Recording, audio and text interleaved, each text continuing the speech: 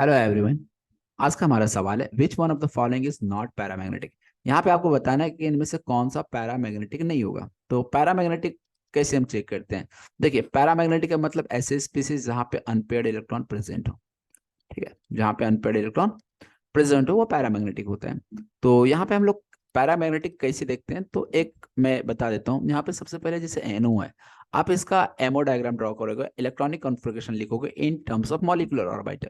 और जब आप इलेक्ट्रॉनिक कॉन्फ़िगरेशन लिखोगे in terms of MO molecular orbital के टर्म में, तो ऐसे में आपको चेक करना है कि क्या वहाँ अनपेयर्ड इलेक्ट्रॉन है या नहीं। यदि अनपेयर्ड इलेक्ट्रॉन दिख गया तो पैरामैग्नेटिक, नहीं दिखा तो डायमैग्नेटिक हो जाएगा। तो एनओ के लिए जैसे हम लिखते हैं तो सिग्मा 1s2, यहाँ पे इलेक्ट्रॉन सबसे पहले कितना है वो चेक करना। तो 7 + 8 15 इलेक्ट्रॉन है। तो 15 इलेक्ट्रॉन के लिए यदि हम बात करें तो sigma 1s2, sigma star 1s2, sigma 2s2, sigma star 2s2। 14 से ज्यादा जब इलेक्ट्रॉन होते हैं तो ऑर्डर आपका हो जाता है sigma 2pz, than pi 2px, पाई 2py।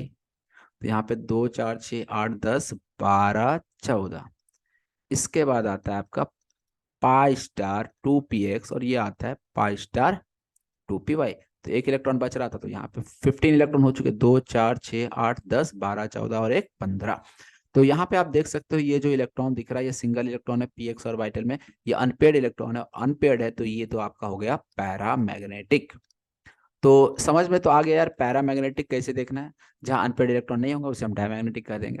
एक मैं ट्रिक की भी बात करता हूँ जिसके हेल्प से आप बहुत इजीली बता सकते हो कोई भी मॉलिक्यूल पैरामैग्नेटिक हो या फिर डायमैग्नेटिक है।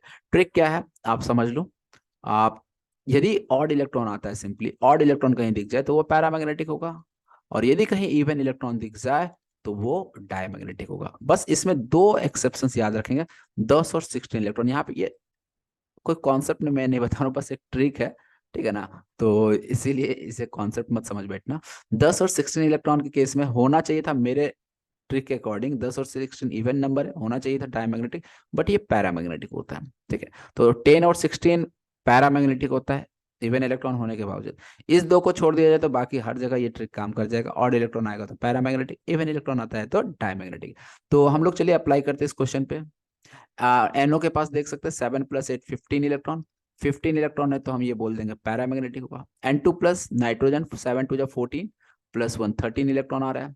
13 इलेक्ट्रॉन अगेन ऑड इलेक्ट्रॉन है तो ये भी पैरामैग्नेटिक हो जाएगा। सीओ सी कार्बन के पास 6, ऑक्सीजन के पास 8, 8 6 14 इलेक्ट्रॉन। 14 इलेक्ट्रॉन क्या हो जाएगा? डायमैग्नेटिक। तो आपको बताना था नॉट पैरामैग्नेटिक, तो आंसर तो मिल चुका है। By the way option D को भी देख लेते हैं।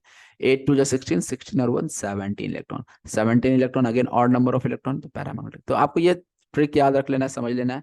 बस उसके बाद आप बहुत ही इजीली बता सकते हो पैरामैग्नेटिक, डायमैग्नेटिक, ये सारी चीजें। Hope you understand this question. Thank you for watching video.